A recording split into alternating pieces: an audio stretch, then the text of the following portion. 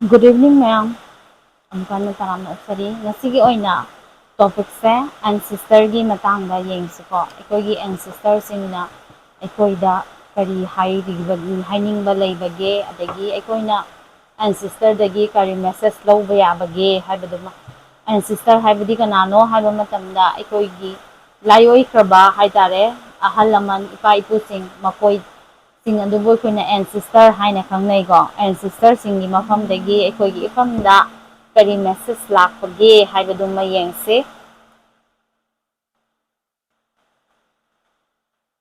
pyramid ahum sidaida isana apamba amamam choose tawbiro pyramid ahum sidaida isana apamba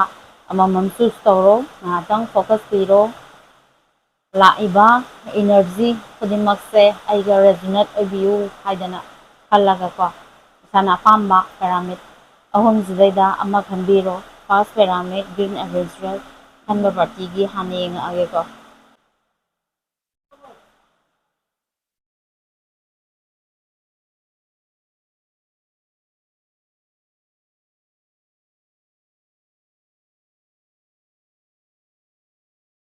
chummi natragana lali haibado horen ꯐꯖꯅ ꯑꯩ ꯂꯥꯛꯏꯕ ꯏꯅꯔꯖꯤꯗꯨꯒ resonate ꯑꯣꯏꯕ꯭ꯔꯥ ꯅꯠꯇ꯭ꯔꯒꯅ ꯑꯣꯏꯗꯕ꯭ꯔꯥ ꯍꯥꯏꯕꯗꯨ ꯃꯨꯟꯅ ꯌꯦꯡꯕꯤꯔꯣ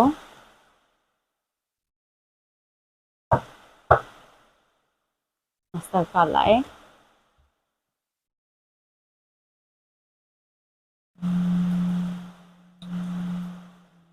ꯑꯩꯈꯣꯏꯒꯤ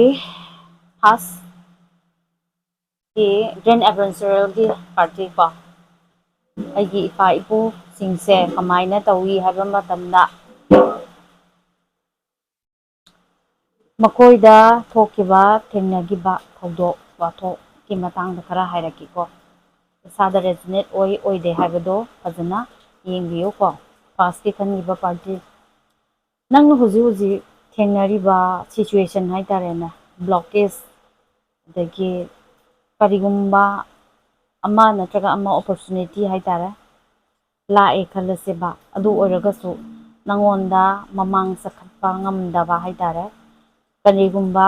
ꯀꯩꯅꯣ ꯑꯃꯗ ꯑꯗꯨꯝ ꯀꯩꯅꯣ ꯀꯩ ꯍꯥꯏꯅꯤ ꯊꯥꯖꯔꯒ ꯇꯧꯈꯤꯕ ꯃꯤꯁꯤꯡ ꯅꯠꯇ꯭ꯔꯒꯅ ꯊꯥꯖꯔꯒ ꯄꯥꯡꯊꯣꯛꯈꯤꯕ ꯊꯕꯛꯁꯤꯡ ꯈꯨꯗꯤꯡꯃꯛꯁꯦ ꯀꯩꯗꯧꯏ ꯍꯥꯏꯕ ꯃꯇꯝꯗ ꯅꯪꯒꯤ ꯅꯐꯝꯗꯅꯦ ꯊꯥꯖꯕꯗꯨꯒꯤ ꯃꯇꯨꯡ ꯏꯟꯅ ꯔꯤꯖꯜ ꯑꯝꯇ ꯐꯪꯉꯛꯇꯦꯀꯣ ꯊꯥꯖꯕꯗꯨꯒꯤ ꯃꯇꯨꯡ ꯏꯟꯅ ꯔꯤꯖꯜ ꯑꯃꯠꯇ ꯐꯪꯉꯛꯇꯦ ꯀꯔꯤꯒꯨꯝꯕ ꯑꯩꯈꯣꯏꯒꯤ ꯀꯩ ꯍꯥꯏꯅꯤ ꯁꯨꯔꯨꯡ ꯑꯃꯗ ꯑꯩꯈꯣꯏꯒꯤ ꯐꯥꯖꯤꯜꯂꯒ ꯄꯨꯟꯁꯤꯜꯂꯒ ꯀꯦꯞ ꯑꯃꯗ ꯂꯩꯕꯗꯣ ꯑꯗꯨꯃꯥꯏꯅ ꯑꯗꯨꯝ ꯍꯧꯖꯤꯛꯁꯨ ꯂꯩꯔꯤ ꯍꯥꯏ ꯆꯠꯇꯕ ꯌꯥꯗꯕꯒꯤ ꯍꯥꯏꯇꯥꯔꯦꯀꯣ ꯆꯠꯇꯕ ꯌꯥꯗꯕꯒꯤ ꯆꯠꯄꯅꯤ ꯃꯤꯅ ꯐꯣꯀꯁ ꯄꯤꯌꯨ ꯍꯥꯏꯗꯅ ꯄꯤꯔꯦ ꯀꯣ ꯊꯕꯛ ꯏꯪꯈꯥꯡ ꯇꯧꯕ ꯃꯇꯝꯗ ꯑꯃ ꯍꯣꯠꯅꯕ ꯃꯇꯝꯗ ꯐꯣꯀꯁ ꯄꯤꯔꯦ ꯀꯣ ꯐꯣꯀꯁ ꯄꯤꯔꯒꯁꯨ ꯂꯥꯛꯏꯕ ꯑꯣꯄꯣꯔꯆꯨꯅꯤꯇꯤꯗꯣ ꯅꯪꯅ ꯌꯨꯇꯤꯂꯥꯏꯖꯦꯁꯟ ꯇꯧꯕ ꯉꯝꯗꯕ ꯁꯤꯒꯨꯝꯕ ꯈꯔ ꯅꯪꯉꯣꯟꯗ ꯍꯧꯖꯤꯛ ꯍꯧꯖꯤꯛ ꯊꯦꯡꯅꯔꯝꯒꯅꯤ ꯑꯗꯣ ꯀꯗꯥꯏꯗꯒꯤ ꯂꯥꯛꯏ ꯍꯥꯏꯕ ꯃꯇꯝꯗ ꯅꯪꯒꯤ ꯏꯄꯥ ꯏꯄꯨ ꯍꯥꯛꯇꯛꯇꯒꯤ ꯍꯥꯏꯇꯥꯔꯦꯀꯣ ꯑꯦꯟꯁꯤꯁꯇꯔ ꯍꯥꯏꯕꯁꯦ ꯀꯔꯥꯏꯐꯥꯎ ꯆꯤꯡꯕꯒꯦ ꯍꯥꯏꯕ ꯃꯇꯝꯗ ꯑꯩꯈꯣꯏꯒꯤ ꯕꯕꯥ ꯂꯩꯔꯦ ꯕꯕꯥꯒꯤ ꯃꯊꯛꯇ ꯕꯕꯥꯒꯤ ꯃꯄꯥ ꯂꯩꯔꯦ ꯃꯄꯥꯗꯨꯒꯤ ꯃꯊꯛꯇ ꯑꯃꯨꯛ ꯃꯄꯥ ꯂꯩꯗꯣꯏꯅꯤꯗꯅ ꯄꯨꯄꯨꯗꯨꯒꯤ ꯃꯊꯛꯇ ꯄꯨꯄꯨꯗꯨꯒꯤ ꯃꯊꯛꯇ ꯄꯨꯄꯨ ꯍꯥꯏꯗꯣꯏꯅꯦꯕ ꯑꯗꯨ ꯁꯕꯦꯟ ꯍꯥꯏꯇꯥꯔꯦꯅꯦ ꯏꯄꯥꯔꯣꯝꯗꯒꯤ ꯄꯨꯔꯣꯟ ꯇꯔꯦꯠ ꯏꯃꯥꯔꯣꯝꯗꯒꯤ ꯄꯨꯔꯣꯟ ꯇꯔꯦꯠ ꯍꯥꯏꯗꯨꯅꯦꯕ ꯑꯗꯨ ꯀꯩꯗꯧꯋꯦ ꯍꯥꯏꯕ ꯃꯇꯝꯗ ꯉꯁꯥꯏꯒꯤ ꯅꯨꯄꯤꯅ ꯌꯦꯡꯕ ꯑꯣꯏꯔꯒꯅ ꯌꯨꯝ ꯄꯥꯟꯗ꯭ꯔꯤꯕ ꯑꯣꯏꯔꯒꯗꯤ ꯑꯩꯒꯤ ꯏꯄꯥ ꯃꯔꯤ ꯑꯗꯣꯝꯗꯒꯤ ꯂꯥꯛꯑꯅꯤ ꯑꯗꯩ ꯌꯨꯝ ꯄꯥꯜꯂꯕ ꯑꯣꯏꯔꯒꯅ ꯀꯔꯤ ꯏꯃꯥꯔꯣꯝꯗꯒꯤꯁꯨ ꯏꯄꯥꯔꯣꯝꯗꯒꯤꯁꯨ ꯂꯥꯛꯇꯣꯏꯅꯤ ꯑꯗꯨꯕꯨ ꯍꯧꯖꯤꯛ ꯍꯧꯖꯤꯛ ꯁꯦꯄꯔꯦꯁꯟꯗ ꯂꯩꯕ ꯑꯣꯏꯔꯒꯅ ꯀꯔꯤꯒꯤ ꯃꯇꯥꯡꯗꯅꯣ ꯍꯥꯏꯕ ꯌꯦꯡꯅꯤꯡꯕ ꯑꯣꯏꯔꯒꯅ ꯀꯣꯟꯅ ꯑꯃꯨꯛ ꯀꯩꯅꯣ ꯑꯣꯏꯅ ꯍꯥꯏꯇꯥꯔꯦ ꯅꯩꯅꯁꯦ ꯍꯧꯖꯤꯛ ꯍꯧꯖꯤꯛ ꯂꯥꯛꯏꯕ ꯀꯩꯅꯣꯁꯤꯒꯤ ꯃꯇꯥꯡꯁꯤꯗꯩꯗ ꯀꯩꯗꯧꯏ ꯍꯥꯏꯕ ꯃꯇꯝꯗ ꯑꯣꯜꯋꯦꯁ ꯇꯥꯏꯝ ꯅꯪꯁꯦ ꯍꯥꯟꯅ ꯄꯥꯔꯤ ꯄꯨꯔꯤ ꯍꯥꯛꯇꯛꯇꯒꯤ ꯍꯥꯏꯇꯥꯔꯦ ꯅꯣꯏꯒꯤ ꯏꯃꯨꯡꯁꯦ ꯀꯩꯗꯧꯏ ꯍꯥꯏꯕ ꯃꯇꯝꯗ ꯂꯥꯏ ꯇꯤꯟ ꯑꯗꯒꯤ ꯑꯆꯥ ꯄꯨꯖꯥ ꯇꯧꯕ ꯌꯥꯕꯗꯤ ꯇꯧꯈ꯭ꯔꯦ ꯍꯥꯏꯌꯦꯕꯀꯣ ꯄꯥꯡꯊꯣꯛꯄ ꯌꯥꯕꯗꯤ ꯄꯥꯡꯊꯣꯛꯈ꯭ꯔꯦ ꯑꯗꯨꯕꯨ ꯀꯩꯗꯧꯏ ꯍꯥꯏꯕ ꯃꯇꯝꯗ ꯍꯧꯖꯤꯛ ꯍꯧꯖꯤꯛꯁꯨ ꯑꯗꯨꯃꯛ ꯄꯜꯂꯒ ꯂꯩꯔꯤ ꯍꯥꯏꯌꯦꯕꯀꯣ ꯄꯜꯂꯒ ꯂꯩꯔꯤꯕ ꯄꯣꯠꯁꯦ ꯀꯗꯥꯏꯗꯒꯤꯅꯣ ꯍꯥꯏꯕ ꯃꯇꯝꯗ ꯏꯄꯨ ꯑꯗꯒꯤ ꯕꯕꯥ ꯂꯩꯗꯅ ꯃꯣꯏꯒꯤ ꯍꯥꯛꯇꯛꯇ ꯍꯥꯏꯇꯥꯔꯦ ꯃꯤꯅ ꯅꯣꯏꯒꯤ ꯃꯐꯝꯗ ꯀꯔꯤꯒꯨꯝꯕ ꯈꯔ ꯍꯥꯏꯇꯥꯔꯦ ꯅꯣꯏꯒꯤ ꯏꯃꯨꯡꯁꯤꯗꯩꯗ ꯅꯠꯇ꯭ꯔꯒꯅ ꯅꯣꯏꯒꯤ ꯑꯀꯣꯏꯕꯗ ꯍꯥꯏꯇꯥꯔꯦ ꯏꯪꯒꯣꯟꯗ ꯍꯥꯏꯒꯦꯔꯥ ꯀꯩꯅꯣ ꯑꯗꯨꯒꯨꯝꯕꯁꯤꯗꯩꯗ ꯈꯔ ꯇꯧꯈ꯭ꯔꯦ ꯍꯥꯏꯕꯀꯣ ꯇꯟꯇ꯭ꯔ ꯂꯥꯛꯏꯁꯦ ꯈꯔ ꯃꯤꯅ ꯈꯔ ꯈꯨꯠ ꯆꯟꯅꯕ ꯍꯥꯏꯒꯗ꯭ꯔꯥ ꯅꯣꯏꯒꯤ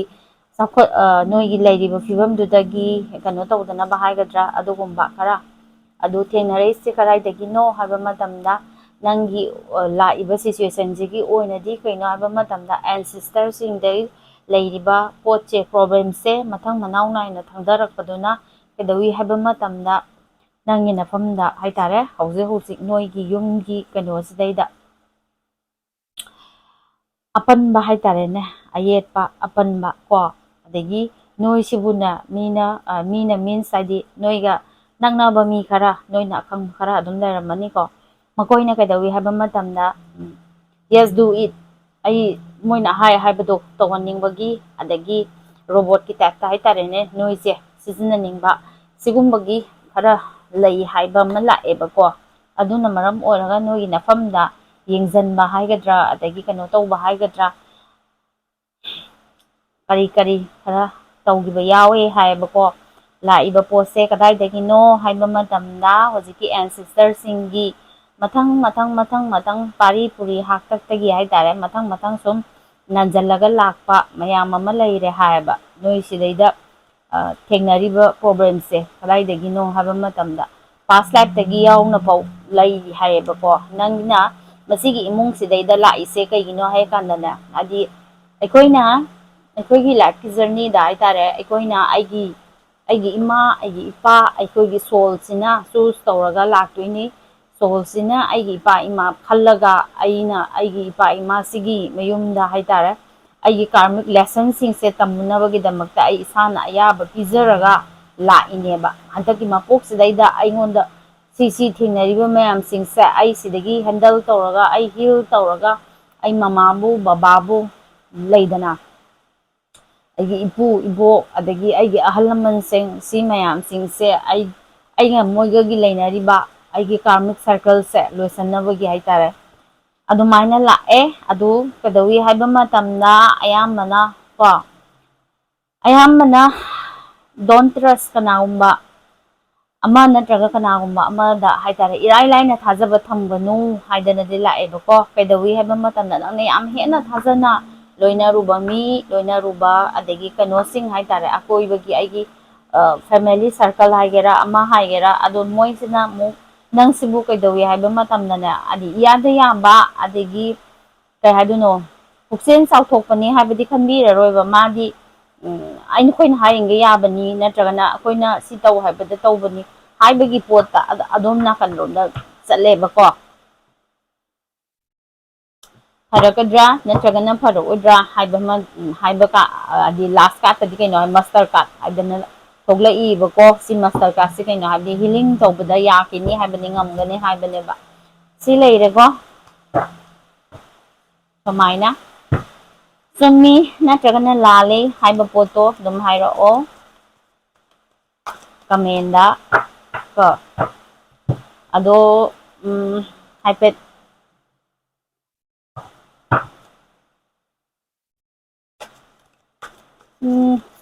ꯄꯨꯄꯨ ꯕꯣꯕꯣꯛ ꯑꯗꯒꯤ ꯕꯕꯥ ꯑꯗꯒꯤ ꯑꯩꯒꯤ ꯁꯗꯟꯂꯤ ꯑꯩꯒꯤ ꯏꯄꯨꯔꯣꯏꯕ ꯍꯥꯏꯔꯁꯨ ꯌꯥꯏꯀꯣ ꯈꯪꯍꯧꯗꯅ ꯀꯥꯏꯅꯈꯤꯕ ꯍꯥꯏꯇꯥꯔꯦꯅꯦ ꯃꯣꯏꯁꯦ ꯀꯗꯥꯏꯗꯒꯤꯅꯣ ꯍꯥꯏꯕ ꯃꯇꯝꯗ ꯃꯤꯅ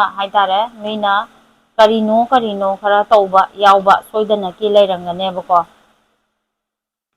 ꯅꯈꯣꯏꯒꯤ ꯍꯥꯏꯗꯤ ꯅꯪꯒ ꯀꯩꯅꯣ ꯇꯧꯅꯔꯤꯕ ꯃꯤꯗꯣ ꯑꯗꯨꯒꯨꯝꯕ ꯊꯕꯛ ꯊꯧꯔꯝ ꯑꯃ ꯃꯣꯏꯅ ꯄꯥꯡꯊꯣꯔꯛꯄꯅ ꯃꯔꯝ ꯑꯣꯏꯔꯒ ꯍꯥꯏꯇꯥꯔꯦ ꯀꯩꯅꯣ ꯇꯧꯈꯤꯕ ꯂꯩꯈꯤꯗꯕ ꯌꯥꯎꯈꯤꯕ ꯀꯣ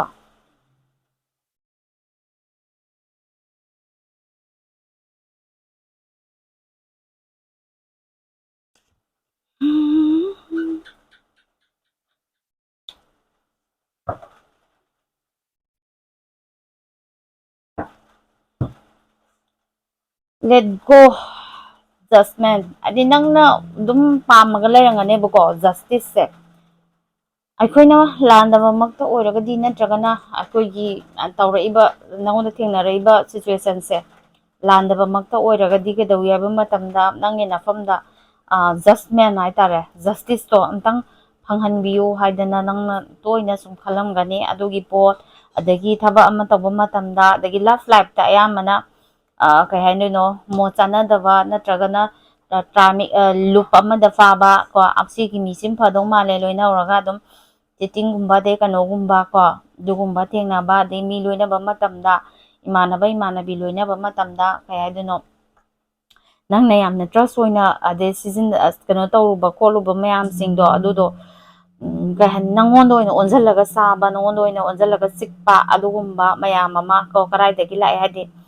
ꯑꯣꯜ ꯋꯨꯜ ꯀꯣ ꯍꯥꯟꯅ ꯄꯥꯁꯇ ꯊꯦꯡꯅꯈ꯭ꯔꯕ ꯄꯥꯁꯀꯤ ꯀꯩꯅꯣ ꯑꯃ ꯏꯅꯔꯖꯤ ꯑꯃ ꯅꯪꯒꯤ ꯅꯐꯝꯗ ꯑꯗꯨꯝ ꯃꯔꯤ ꯃꯔꯤ ꯃꯔꯤ ꯃꯔꯤ ꯃꯔꯤ ꯁꯝꯊꯔꯒ ꯂꯥꯛꯄꯗꯣ ꯑꯗꯨꯃꯥꯏꯅ ꯂꯥꯛꯑꯦꯕꯀꯣ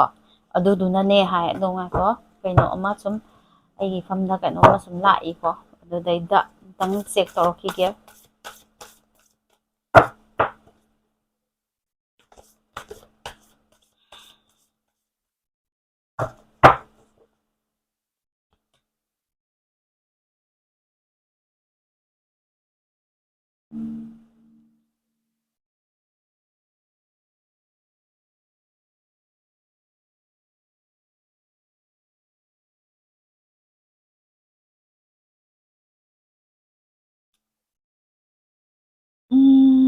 ꯍꯥꯏꯗꯤꯅꯦ ꯄꯨꯟꯁꯤ ꯂꯝꯕꯤꯁꯤꯗꯩꯗ ꯑꯦꯟꯁꯤꯁꯇꯔꯒꯤ ꯋꯥꯔꯤꯅꯤꯀꯣ ꯄꯨꯟꯁꯤ ꯂꯝꯕꯤꯁꯤꯗꯩꯗ ꯀꯩꯗꯧꯋꯤ ꯍꯥꯏꯕ ꯃꯇꯝꯗ ꯕꯦꯂꯦꯟꯁ ꯄꯨꯔꯒ ꯆꯠꯅꯕ ꯍꯣꯠꯅꯔꯝꯃꯦꯕꯀꯣ ꯌꯥꯝ ꯅꯨꯡꯁꯤꯅꯅ ꯌꯥꯝ ꯆꯥꯟꯅꯅ ꯂꯣꯏꯅꯅꯕ ꯈꯜꯂꯒ ꯍꯣꯠꯅꯔꯒ ꯆꯠꯅꯕ ꯍꯣꯠꯅꯔꯝꯃꯦꯕ ꯑꯗꯨꯕꯨ ꯀꯩꯗꯧꯋꯤ ꯍꯥꯏꯕ ꯃꯇꯝꯗ ꯃꯥꯁꯦ ꯑꯣꯜꯋꯦꯁ ꯇꯥꯏꯝ ꯅꯥꯏꯇꯣꯝ ꯇꯥꯔꯒ ꯂꯩꯈꯤ ꯐꯥꯎꯈꯤ ꯍꯥꯏꯌꯦꯕ ꯊꯃꯣꯏ ꯌꯥꯝ ꯁꯣꯛꯈꯤꯕ ꯀꯔꯤꯒꯨꯝꯕ ꯈꯔ ꯐꯥꯎꯔꯒ ꯆꯠꯈꯤ ꯍꯥꯏꯌꯦꯕ ꯅꯤꯡꯉꯝꯗꯅ ꯍꯥꯏꯇꯥꯔꯦꯀꯣ ꯇꯥꯏꯕꯪꯄꯥꯟꯁꯤꯗꯒꯤ ꯊꯥꯗꯣꯛꯈꯤꯕꯁꯦ ꯌꯥꯝꯅ ꯅꯤꯡꯉꯝꯗꯅ ꯍꯥꯏꯇꯥꯔꯦ ꯅꯥꯏꯇꯣꯝ ꯇꯥꯔꯒ ꯆꯠꯈꯤꯕ ꯄꯦꯟꯗꯕ ꯈꯔ ꯌꯥꯎꯈ꯭ꯔꯤ ꯍꯥꯏꯌꯦꯕ ꯑꯗꯨꯗꯨꯅ ꯀꯩꯗꯧꯋꯤ ꯍꯥꯏꯕ ꯃꯇꯝꯗ ꯀ꯭ꯂꯥꯎꯗꯤꯡ ꯑꯣꯏꯔꯒ ꯂꯩꯔꯤꯁꯦꯀꯣ ꯑꯦꯅꯤ ꯀꯩꯅꯣ ꯑꯃ ꯊꯕꯛ ꯑꯃ ꯊꯧꯔꯝ ꯑꯃ ꯇꯧꯕ ꯃꯇꯝꯗ ꯑꯌꯦꯠꯄ ꯑꯄꯟꯕ ꯈꯔ ꯑꯗꯨꯝ ꯂꯩꯔꯤꯕꯁꯦ ꯁꯤꯅꯦ ꯁꯨꯃꯥꯏꯅ ꯂꯥꯛꯑꯦ ꯀꯣ ꯑꯗꯨꯗꯨꯅ ꯂꯩꯔꯤꯕ ꯍꯥꯏꯗꯤ ꯕ꯭ꯂꯦꯁꯤꯡ ꯀꯔꯤ ꯄꯤꯔꯛꯀꯦ ꯍꯥꯏꯕꯁꯤꯃ ꯑꯃꯨꯛ ꯌꯦꯡꯁꯤꯀꯣ ꯕ꯭ꯂꯦꯁꯤꯡ ꯀꯔꯤ ꯄꯤꯔꯛꯀꯦ ꯍꯥꯏꯕꯗꯨꯃ ꯑꯩꯒꯤ ꯏꯄꯥ ꯏꯄꯨꯗꯒꯤꯀꯣ ꯕ꯭ꯂꯦꯁꯤꯡ ꯀꯔꯤ ꯂꯥꯛꯄꯒꯦ ꯍꯥꯏꯕꯗꯨꯃꯒ ꯑꯝꯇꯪ ꯌꯦꯡꯁꯦ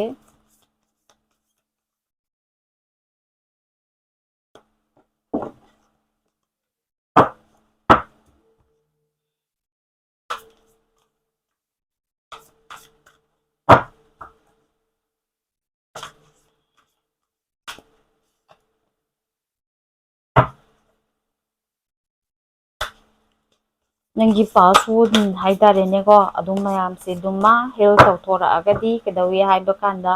ꯅꯪꯒꯤ ꯅꯐꯝꯗ ꯇꯣ ꯍꯧꯖꯤꯛ ꯂꯩꯔꯤꯕ ꯍꯥꯏꯇꯥꯔꯦ ꯑꯦꯟꯁꯤꯁꯇꯔꯁꯤꯡꯒꯤ ꯀ꯭ꯔꯁꯀꯨꯝꯕ ꯅꯠꯇ꯭ꯔꯒ ꯀ꯭ꯔꯁ ꯍꯥꯏꯇꯥꯔꯦꯅꯦ ꯑꯗꯒꯤ ꯅꯦꯒꯦꯇꯤꯞ ꯏꯅꯔꯖꯤ ꯂꯩꯗꯅ ꯃꯣꯏꯗ ꯀꯔꯤ ꯀꯔꯤ ꯈꯔ ꯇꯧꯁꯟꯈꯤꯕ ꯈꯣꯠꯈꯤꯕ ꯑꯗꯨꯒꯨꯝꯕ ꯂꯩꯁꯤꯡꯗꯣ ꯑꯗꯨ ꯂꯧꯊꯣꯛꯑꯒꯗꯤ ꯀꯩꯗꯧꯋꯤ ꯍꯥꯏꯕ ꯃꯇꯝꯗꯗꯣ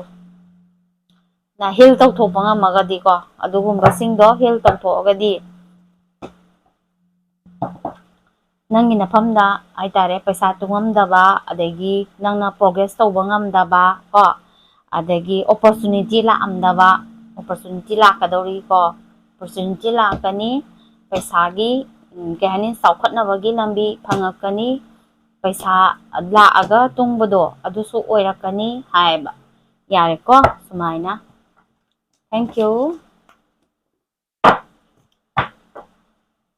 ꯄꯥꯁ ꯂꯥꯏꯐ ꯔꯤꯒ꯭ꯔꯦꯁꯟ ꯇꯧꯕ ꯀꯥꯟꯅꯅꯤ ꯄꯥꯁ ꯂꯥꯏꯐ ꯍꯤꯂꯤꯡ ꯇꯧꯕ ꯀꯥꯟꯅꯅꯤ ꯀꯣ ꯅꯦꯛꯁꯇ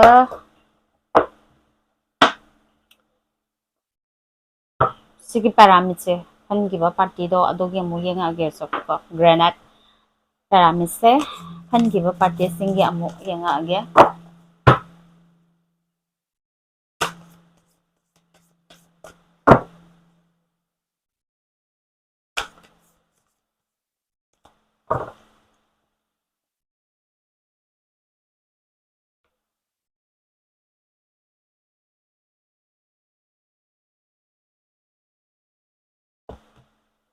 ꯆꯥꯅꯕ ꯆꯥꯅꯗꯕ ꯁꯤꯗꯤ ꯀꯩꯅꯣꯅꯤꯀꯣ ꯀꯂꯦꯛꯇꯤꯚ ꯏꯅꯔꯖꯤꯅꯦ ꯆꯥꯅꯕꯗꯨꯅ ꯂꯧꯁꯜꯂꯣ ꯆꯥꯅꯗꯕꯁꯤꯡꯗꯨꯅ ꯑꯇꯣꯞꯄ ꯃꯤꯒꯤ ꯍꯥꯏꯇꯥꯔꯦ ꯊꯥꯗꯣꯛꯈ꯭ꯔꯣ ꯉꯁꯤꯒꯤ ꯔꯤꯗꯤꯡꯁꯤꯗꯤ ꯀꯩꯗꯧꯏ ꯍꯥꯏꯕ ꯃꯇꯝꯗ ꯑꯃꯅ ꯅꯠꯇ꯭ꯔꯒꯅ ꯑꯃꯅ ꯍꯦꯛꯇ ꯐꯪꯉꯣꯏ ꯃꯥꯒꯤ ꯑꯣꯏꯕ ꯏꯅꯔꯖꯤꯗꯨꯅ ꯀꯩꯅꯣ ꯑꯣꯏꯕ ꯃꯤꯁꯤꯡꯗ ꯍꯥꯏꯇꯥꯔꯦ ꯑꯗꯨꯝ ꯁ꯭ꯄ꯭ꯔꯦꯗ ꯇꯧꯈꯤꯅꯤ ꯃꯇꯝ ꯃꯇꯝꯒꯤ ꯃꯇꯨꯡ ꯏꯟꯅ ꯃꯥꯒꯤ ꯗꯔꯀꯥꯔ ꯑꯣꯏꯕ ꯇꯥꯟꯖꯥꯗꯨꯗꯩꯗ ꯑꯩꯒꯤ ꯀꯥꯔꯠꯀꯤ ꯔꯤꯗꯤꯡꯁꯦ ꯑꯗꯨꯝ ꯌꯧꯈꯤꯅꯤ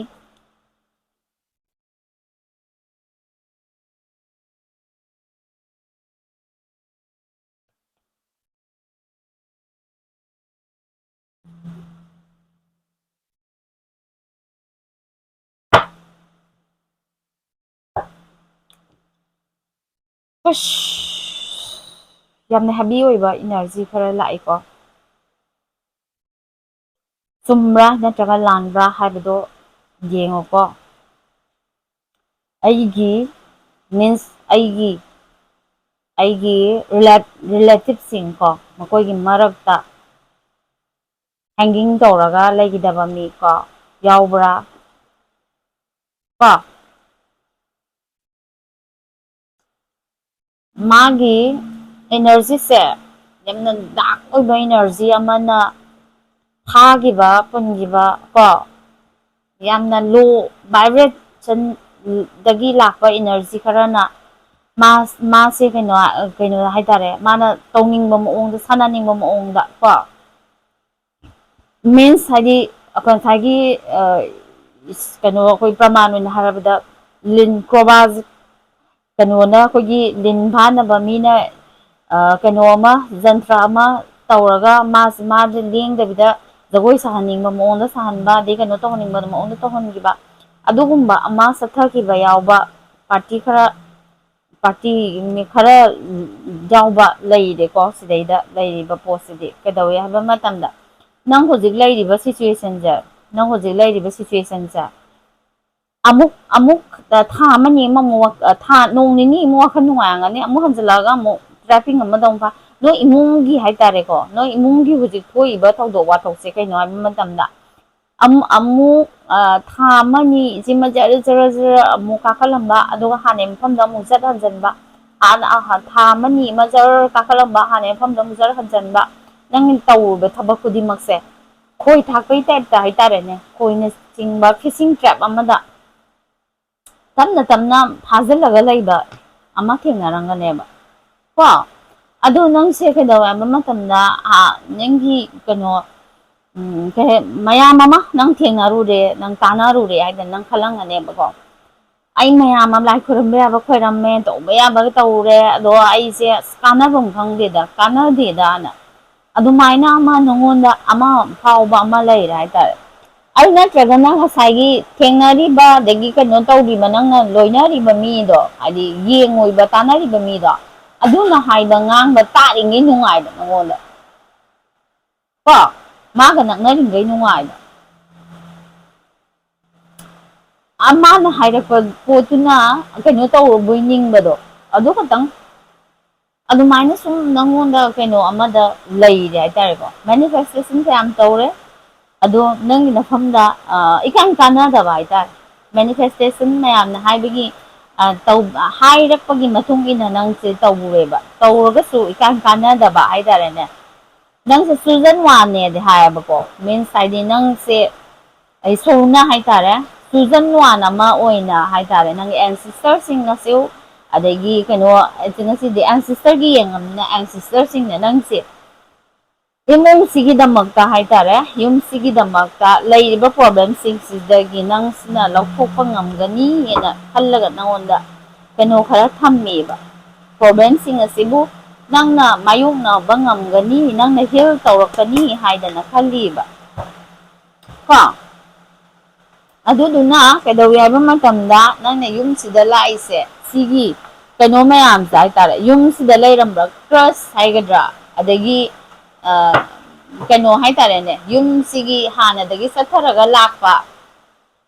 ꯀꯩꯅꯣ ꯃꯌꯥꯝꯁꯦ ꯄ꯭ꯔꯣꯕ꯭ꯂꯦꯝ ꯃꯌꯥꯝ ꯍꯥꯏꯒꯗ꯭ꯔꯥ ꯄ꯭ꯔꯣꯕ꯭ꯂꯦꯝꯁꯤꯡꯁꯦ ꯁꯤꯁꯦ ꯊꯨꯒꯥꯏꯅꯕꯒꯤꯗꯃꯛꯇ ꯅꯪꯅ ꯌꯨꯝꯁꯤꯗ ꯂꯥꯛꯈꯤꯕꯅꯦꯕ ꯒ꯭ꯌꯥꯟ ꯇꯥꯏꯀꯣ ꯅꯪꯅ ꯌꯨꯝꯁꯤꯗ ꯂꯥꯛꯈꯤꯕꯅꯦ ꯑꯗꯨꯗꯨꯅ ꯃꯔꯝ ꯑꯣꯏꯔꯒ ꯀꯩꯗꯧꯏ ꯍꯥꯏꯕ ꯃꯇꯝꯗ ꯉꯁꯥꯏꯒꯤ ꯅꯪꯒꯤ ꯑꯦꯟꯁꯤꯁꯇꯔꯁꯤꯡꯁꯤꯅꯗꯤ ꯅꯪꯉꯣꯟꯗ ꯑꯁꯥ ꯑꯃ ꯊꯝꯖꯩꯑꯕ ꯅꯪꯅ ꯀꯩꯅꯣ ꯇꯧꯔꯒ ꯀꯃꯥꯏꯅꯅꯣ ꯀꯝꯗꯧꯕꯅꯣ ꯍꯥꯏꯕꯒꯤ ꯄꯣꯠꯇꯨ ꯊꯤꯔꯛꯑꯕꯒ ꯍꯥꯏꯇꯥꯔꯦ ꯂꯩꯔꯝꯃꯤꯕ ꯂꯥꯏꯐ ꯅꯪꯒꯤ ꯌꯨꯝꯒꯤ ꯍꯥꯏꯇꯥꯔꯦ ꯏꯃꯨꯡꯒꯤ ꯄꯦꯇꯔꯟꯁꯤꯡꯁꯦ ꯅꯪꯅ ꯊꯨꯒꯥꯏꯔꯛꯀꯅꯤꯅ ꯈꯜꯂꯦꯕ ꯅꯪꯉꯣꯟꯗ ꯀꯣ ꯑꯗꯨꯗꯨꯅ ꯉꯁꯥꯏꯒꯤ ꯅꯪꯒꯤ ꯑꯦꯟꯁꯤꯁꯇꯔꯁꯤꯡꯁꯦ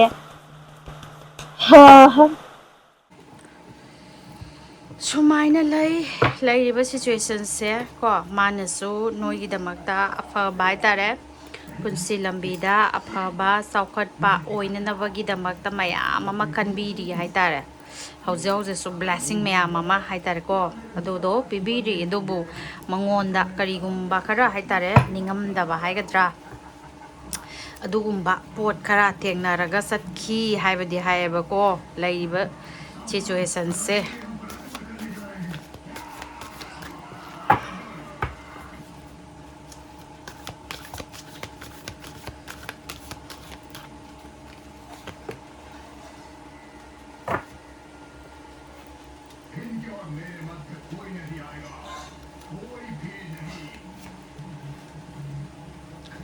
ꯁꯤꯁꯨ ꯑꯗꯨꯝ ꯍꯥꯏꯔꯛꯑꯦ ꯍꯥꯏꯔꯛꯄꯗꯤ ꯀꯩꯅꯣ ꯍꯥꯏꯔꯀꯥꯟꯗ ꯅꯨꯡꯁꯤꯕ ꯍꯥꯏꯇꯥꯔꯦꯅꯦ ꯅꯨꯡꯁꯤꯕꯒꯤ ꯀꯩꯅꯣ ꯀꯩꯅꯣ ꯇꯧꯕ ꯃꯇꯝꯗ ꯌꯥꯝꯅ ꯐꯣꯔꯁ ꯇꯧꯒꯅꯣ ꯑꯗꯒꯤ ꯋꯥꯏꯁꯂꯤ ꯆꯨꯁ ꯇꯧ ꯍꯥꯏꯕꯁꯤꯃ ꯑꯗꯒꯤ ꯊꯥꯖꯕ ꯊꯝꯃꯣ ꯍꯥꯏꯕꯀꯣ ꯅꯁꯥꯅ ꯅꯁꯥꯗ ꯊꯥꯖꯕ ꯊꯝꯃꯨ ꯅꯪꯒꯤ ꯂꯥꯏꯐꯀꯤ ꯖꯔꯅꯤꯁꯦ ꯍꯥꯏꯕꯀꯣ ꯅꯪꯅ ꯇꯧꯗꯣꯔꯤꯕ ꯑꯗꯒꯤ ꯅꯪꯅ ꯆꯠꯀꯗꯕ ꯂꯝꯕꯤ ꯃꯁꯤꯗꯩꯗ ꯅꯪ ꯅꯁꯥꯅ ꯊꯥꯖꯕ ꯊꯝꯃꯨ ꯍꯥꯏꯕ ꯅꯪꯉꯣꯟꯗ ꯊꯦꯡꯅꯔꯤꯕ ꯀꯩꯅꯣ ꯈꯨꯗꯤꯡꯃꯛꯁꯦ ꯀꯣꯟꯇ꯭ꯔꯦꯛ ꯅꯠꯇꯦ ꯂꯦꯁꯟꯁꯤꯡ ꯑꯁꯦ ꯅꯪꯒꯤ ꯁꯣꯜ ꯀꯣꯟꯇ꯭ꯔꯦꯛꯇ ꯌꯥꯎꯔꯒ ꯂꯥꯛꯄꯅꯤ ꯍꯥꯏꯕ ꯑꯗꯣ ꯀꯝꯄ꯭ꯂꯤꯠ ꯑꯣꯏꯔꯛꯀꯗꯧꯔꯦ ꯍꯥꯏꯕ ꯅꯪꯒꯤ ꯂꯦꯁꯟꯁꯦ ꯃꯤꯟꯁ ꯍꯥꯏꯗꯤ ꯂꯦꯁꯟꯁꯦ ꯃꯊꯪ ꯃꯊꯪ ꯑꯗꯨꯝ ꯂꯥꯛꯈꯤꯗꯣꯏꯅꯤꯗꯅ ꯑꯗꯨꯕꯨ ꯂꯦꯁꯟ ꯑꯋꯥꯕꯒꯤ ꯍꯥꯏꯇꯥꯔꯦ ꯍꯧꯖꯤꯛ ꯍꯧꯖꯤꯛ ꯊꯦꯡꯅꯔꯤꯕ ꯑꯋꯥꯕꯒꯤ ꯑꯣꯏꯒꯦꯔꯥ ꯑꯗꯒꯤ ꯀꯩꯅꯣꯒꯤ ꯑꯣꯏꯒꯦꯔꯥ ꯍꯧꯒꯠꯄ ꯉꯝꯗꯕꯕꯨ ꯍꯥꯏꯒꯦꯔꯥꯀꯣ ꯑꯗꯨꯒꯨꯝꯕꯒꯤ ꯀꯩꯅꯣꯁꯤꯃ ꯍꯥꯏꯇꯥꯔꯦ ꯅꯪꯒꯤ ꯁꯣꯜꯒꯤ ꯑꯦꯒ꯭ꯔꯤꯃꯦꯟ ꯑꯃꯁꯦ ꯑꯦꯒ꯭ꯔꯤꯃꯦꯟ ꯑꯃ ꯁꯤꯒꯤ ꯃꯇꯝꯁꯦ ꯀꯝꯄ꯭ꯂꯤꯠ ꯑꯣꯏꯔꯛꯀꯗꯧꯔꯦ ꯍꯥꯏꯕ ꯑꯃꯗꯤ ꯍꯥꯏꯔꯤꯕꯀꯣ ꯑꯗꯨꯅ ꯀꯩꯗꯧꯏ ꯍꯥꯏꯕ ꯃꯇꯝꯗ ꯃꯦꯛ ꯄꯤꯁ ꯏꯪꯗ ꯇꯞꯊꯕ ꯍꯥꯏꯇꯥꯔꯦꯅꯦ ꯏꯪꯗ ꯇꯞꯊꯕ ꯑꯗꯒꯤ ꯂꯥꯏꯐꯀꯤ ꯀꯩꯅꯣ ꯍꯥꯏꯇꯥꯔꯦ ꯐꯥꯏꯇꯤꯡ ꯃꯣꯠꯇ ꯑꯩꯈꯣꯏꯁꯦ ꯑꯌꯥꯝꯕ ꯃꯇꯝꯗ ꯂꯩꯗꯅ ꯂꯥꯏꯐꯀꯤ ꯆꯦꯞꯇꯔꯁꯤꯡꯁꯦ ꯑꯩꯉꯣꯟꯗ ꯍꯥꯟꯅ ꯊꯦꯡꯅꯔꯛꯈꯤꯕꯗꯨꯅ ꯃꯔꯝ ꯑꯣꯏꯔꯒ ꯍꯥꯏꯇꯥꯔꯦ ꯑꯦꯛꯁꯦꯞꯇꯦꯟꯁ ꯂꯩꯇꯕ ꯑꯗꯒꯤ ꯐꯥꯏꯇꯤꯡ ꯃꯣꯠꯇ ꯑꯗꯨꯝ ꯍꯥꯏꯇꯥꯔꯦ ꯃꯤꯅ ꯀꯩꯅꯣꯝ ꯍꯥꯏꯔ ꯅꯠꯇ꯭ꯔꯒ ꯀꯩꯅꯣꯝ ꯍꯥꯏꯔꯛꯄ ꯃꯇꯝꯗ ꯑꯩꯁꯦ ꯀꯩꯅꯣꯗ ꯆꯠꯅꯕꯗ ꯑꯗꯨꯝ ꯍꯣꯠꯅꯔꯒ ꯂꯩꯌꯦꯕꯅꯦꯕ ꯑꯌꯥꯝꯕꯅꯀꯣ ꯑꯩꯈꯣꯏꯁꯦ ꯑꯦꯂꯔꯠ ꯃꯣꯠꯇ ꯍꯥꯏꯇꯥꯔꯦꯅꯦ ꯑꯗꯨꯒꯤ ꯃꯣꯠꯇꯨꯗ ꯑꯗꯨꯝ ꯂꯩꯕꯅꯦꯕ ꯃꯤꯑꯣꯏꯕ ꯈꯨꯗꯤꯡꯃꯛꯀꯤ ꯍꯥꯏꯇꯥꯔꯦ ꯑꯗꯣ ꯀꯩꯗꯧꯋꯤ ꯍꯥꯏꯕ ꯃꯇꯝꯗ ꯑꯩꯈꯣꯏꯅ ꯏꯁꯥꯁꯦ ꯃꯅꯨꯡꯁꯤꯃ ꯏꯪꯅ ꯇꯞꯅ ꯊꯝꯃꯛꯑꯕ ꯃꯇꯝꯗ ꯑꯩ ꯃꯃꯥꯡꯗ ꯆꯪꯁꯟꯕ ꯉꯝꯃꯛꯀꯅꯤ ꯍꯥꯏꯕꯁꯤꯃꯗꯤ ꯀꯣ ꯅꯤꯡꯁꯤꯡꯕꯤꯌꯨ ꯑꯗꯒꯤ ꯑꯩꯈꯣꯏꯒꯤ ꯑꯀꯣꯏꯕꯗ ꯊꯦꯡꯅꯔꯤꯕ ꯃꯤ ꯑꯣꯏꯒꯦꯔꯥ ꯊꯧꯗꯣꯛ ꯑꯣꯏꯒꯦꯔꯥ ꯀꯣ ꯑꯩ ꯏꯁꯥ ꯃꯅꯨꯡꯗ ꯂꯩꯕꯗꯣ ꯑꯩꯒꯤ ꯃꯄꯥꯟ ꯊꯣꯡꯗ ꯊꯦꯡꯅꯔꯛꯄꯅꯤ ꯍꯥꯏꯕꯁꯤꯃꯁꯨ ꯀꯥꯎꯕꯤꯒꯅꯨ ꯀꯣ ꯁꯤꯒꯤ ꯄꯥꯔꯇꯤꯁꯦ ꯁꯨꯃꯥꯏꯅ ꯂꯩꯔꯦ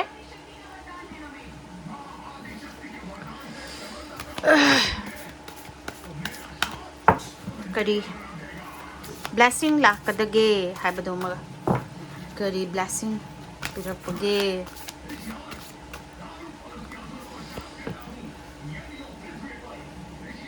ꯅꯁꯥꯅ ꯅꯁꯥ ꯃꯅꯨꯡꯗꯅꯦ ꯑꯃꯨꯛꯇ ꯍꯥꯏꯇꯥꯔꯦ ꯅꯪꯅ ꯍꯥꯏꯗꯤ ꯀꯔꯤꯗ ꯁꯣꯏꯔꯤꯅꯣ ꯅꯠꯇ꯭ꯔꯒꯅ ꯀꯔꯤꯗ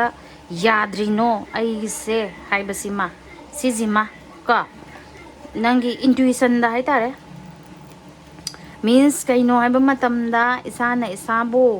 ꯔꯤꯌꯦꯂꯥꯏꯖꯦꯁꯟ ꯇꯧꯖꯔꯕ ꯏꯁꯥꯅ ꯏꯁꯥꯕꯨ ꯈꯪꯖꯔꯕ ꯃꯇꯝꯗ ꯑꯩꯒꯤ ꯊꯥꯔꯠ ꯑꯥꯏꯁ ꯑꯦꯛꯇꯤꯚꯦꯁꯟ ꯇꯧꯔꯒ ꯃꯤꯑꯣꯏꯕ ꯈꯨꯗꯤꯡꯃꯛꯇ ꯍꯥꯏꯇꯥꯔꯦ ꯃꯤꯄꯨꯝ ꯈꯨꯗꯤꯡꯃꯛꯇ ꯕꯨද්ධꯠꯋ ꯍꯥꯏꯕꯁꯤ ꯌꯥꯎꯋꯦꯕ ꯕꯨꯙꯅ ꯁꯤꯗꯥꯔꯊꯗꯒꯤ ꯒꯧꯇꯝ ꯕꯨꯙ ꯑꯣꯟꯈꯤꯕꯁꯦ ꯃꯥꯒꯤ ꯃꯥꯅ ꯏꯅꯔ ꯀꯩꯅꯣ ꯂꯝꯕꯤꯗꯣ ꯃꯁꯥꯅ ꯃꯁꯥꯒꯤ ꯀꯩꯅꯣꯁꯤꯃ ꯈꯪꯖꯔꯛꯑꯕ ꯃꯇꯝꯗ ꯕꯨꯙ ꯍꯥꯏꯕ ꯃꯤꯡꯊꯣꯟꯁꯤ ꯃꯌꯥꯝꯅ ꯄꯤꯈꯤꯕꯅꯤꯗꯅꯀꯣ ꯑꯗꯨꯃꯥꯏꯅ ꯍꯥꯏꯇꯥꯔꯦ ꯅꯪꯅ ꯍꯧꯖꯤꯛ ꯂꯩꯔꯤꯕ ꯁꯤꯆꯨꯋꯦꯁꯟꯁꯤꯗꯒꯤ ꯅꯪ ꯀꯃꯥꯏꯅ ꯇꯧꯅ ꯊꯣꯛꯂꯛꯀꯗꯒꯦ ꯅꯠꯇ꯭ꯔꯒꯅ ꯀꯃꯥꯏꯅ ꯇꯧꯅ ꯑꯩ ꯀꯩꯅꯣ ꯇꯧꯔꯛꯀꯗꯒꯦ ꯍꯥꯏꯕꯗꯣ ꯕ꯭ꯂꯦꯁꯤꯡꯗꯣ ꯑꯗꯣ ꯀꯩꯗꯧꯋꯤ ꯍꯥꯏꯕ ꯃꯇꯝꯗꯅꯦ nang nasana nasabu hana masak khangzau haiba khange ko nang nasana nasabu hana masak khangzau adagi tinaba maru mapang hai tare tinaba maru mapang gi hadi kaina ba matamda nanga ngahatangi phan oina adagi kano tawraga hadi nangna hujik yadre ade oidre na khaliba poto adu kari aigi manifestation natragana nangna nangi wish sama nangi nanakta lakna ba attraction tawna bo honari bado adu journey du ju kari have a fun loin harau ba nungai ba maga journey je ngasai gi panthong do yauro kanda kai dawba aikhoi jing hatang khatani ba nungai ram dise ko lakadaba journey gi kano dudi aikhoi di thadu ome ba ko kona phangak padudi kari praman oina harage ba ai gari ama leininge ba gari ko gari ji leina na ba hona ba matamda ai pesa haidare tungzal bagi adegi kano tawbagi thengna ba haidare awaba adagi kano adumda awaba romda sum focus oina pira leiba gari do phangna bagi journey de satli ba lambi du adu daida oina ai khandre ba ado aina manifestation natragana aigi kano se aigi apamba se desire hai kadra sigi post ai honda phange ba phanga ba mikup ta ngasagi kadoi haba matamda no makatane ba hararam de ba neni katane ba hararam de ba tha ma katane ba satoi se ko adugi matung dai di ngasai aigi amamu lakhrane ba apamba ahen ba amamu simiyo bigi sannabi ne ba ko aduduna kadawa nasana nasabu hana khangzaro aduduga nangna satkadaba lambi haitare nangna phangningi ba poto adu phangdringegi matamda haitare phan oina waiting period oina sum kano tongna lau haibane ba nangi manifestation do nang pamjari ba do nangi na famda phangakani haiba sigi posima haire god paisa nungsa adagi kano ka haidi nangi lakwe journey da ko adugumбаги kano ko dimak to loina mahangakani nangonda blessing aitare nangi life se emna harau ba nungai ba adom nakanda salakani hai ba ko adum moina mana ngasai khanghan ningi ba nangonda khanghan griba sing do adudi nangna kamai tawdoino kamdau doino hai ba potum di thidoga haitare tawbi batare next sigi pirate pyramid khan kiba singi amuk haira age ko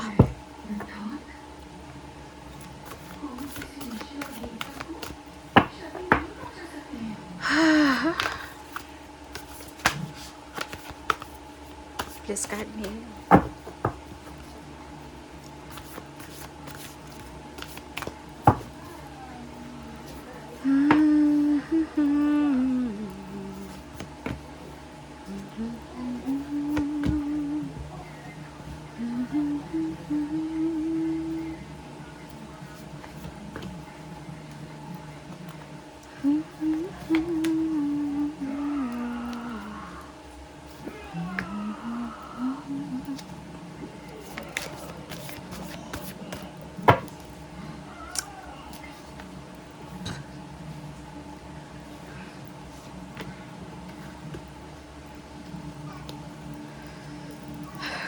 khara fiery oiba energy oina lae ko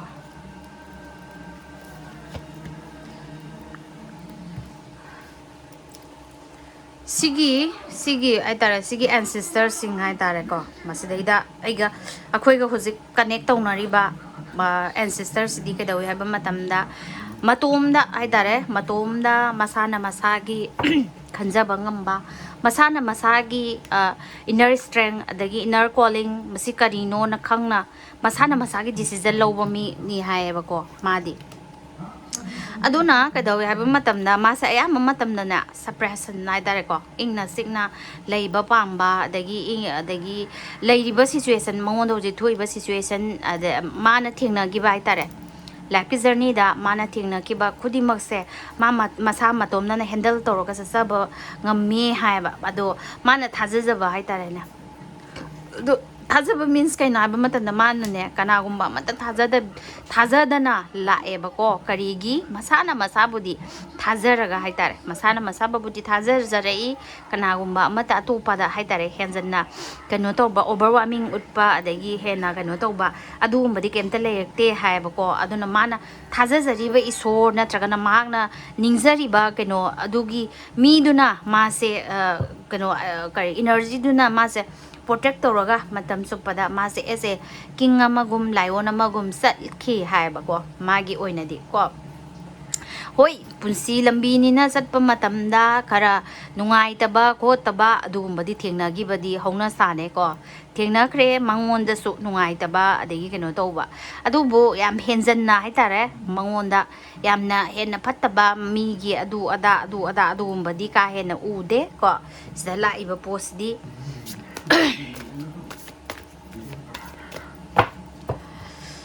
ꯑꯗꯨꯅ ꯅꯉꯣꯟꯗꯁꯨ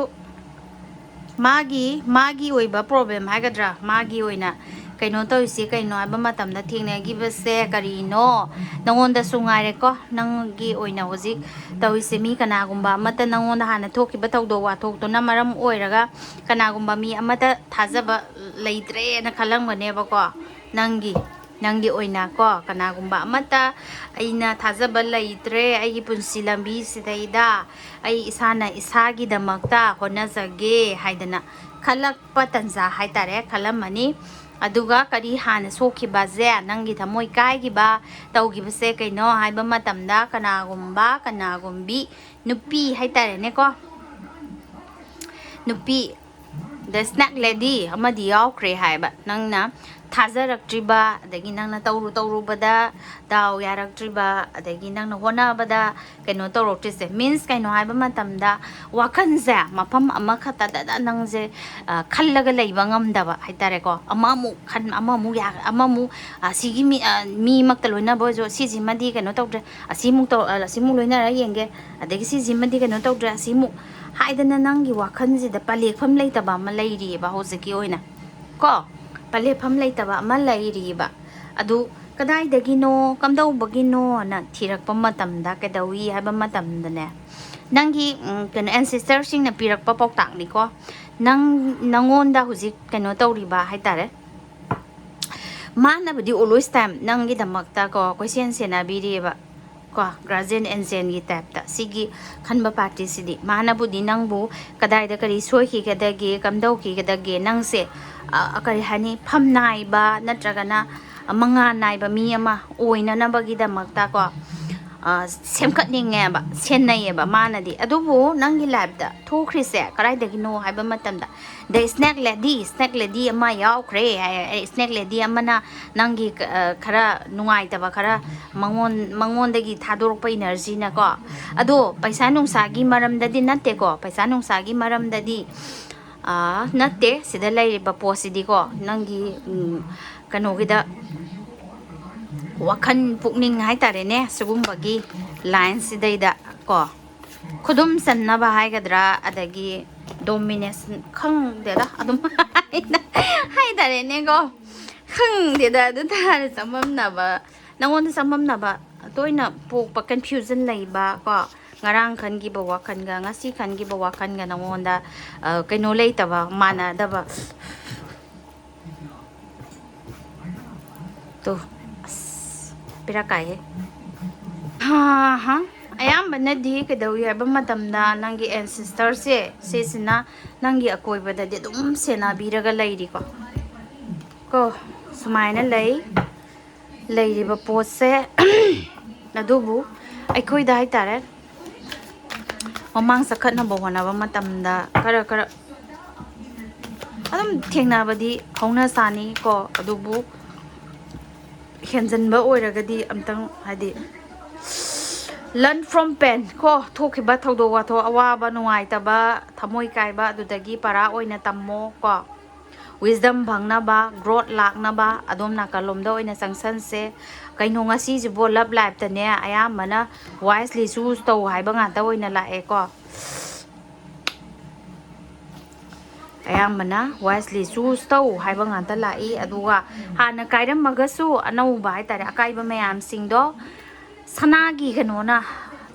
ꯑꯣꯏꯅ ꯃꯦꯟꯈꯠꯂꯛꯁꯦꯕꯀꯣ ꯐꯖꯕ ꯀꯩꯅꯣ ꯑꯣꯏꯅ ꯑꯣꯏꯍꯜꯂꯛꯁꯤ ꯍꯥꯏꯌꯦꯕ ꯑꯗꯨꯗꯨꯅ ꯀꯩꯗꯧꯏ mind body spirit ꯑꯍꯨꯝꯁꯦ alignment ꯑꯃꯗ ꯊꯝꯕ ꯉꯝꯅꯕ ꯍꯣꯠꯅꯧ ꯍꯥꯏꯌꯦꯕꯀꯣ ꯅꯪꯒꯤ ꯑꯣꯏꯅ ꯀꯣ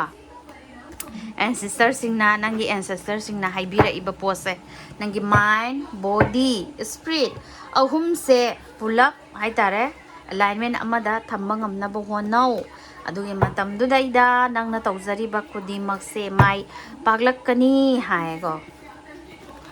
yare ko ahenba haibadi kari kano pirakadage haibaduma amug yengse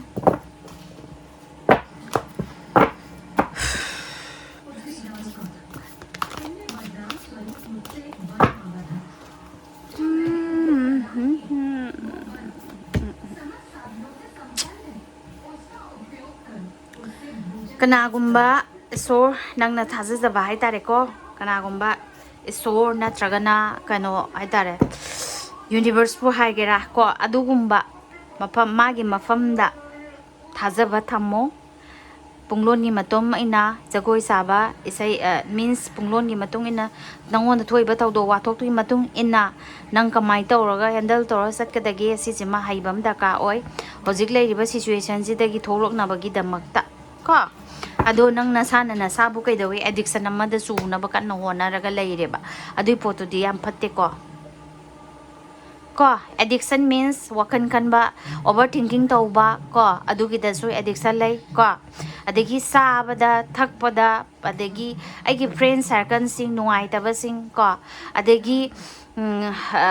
hogi ama yengbada ahing thengna tumba adugumbada laidana addiction amada nangonda means kaida nangi nasaje dopamine thongna bona bada nangje always time ama natraga ama thiraga oina laibado adui poto layeba ko adudo amtang tothoro nang nasagi ngasagi mind body spirit ahum se alignment amtang laina bo hona biro o adugi matamduda phan chongkhalaga satpa yaga ni hai thank you so much like share tawbiramo subscribe tawbiramo la iba energy positive energy kudima claim tawsan biramo aduga isada leiriba sing ado chumi natragana lali haibina sing ba sing comment da thambiramo khangbining ba sing atopa haitare healing gi matang da bu oigera adagi kanogi matang da bu oigera aikoi ancestor singi kano leiriba crossing kamana lokthok kadagi adugumbai matang da khangbining ba sing tongana contact tawbiro o aigi number mathakta dum hapsabane whatsapp number ko tanase thank you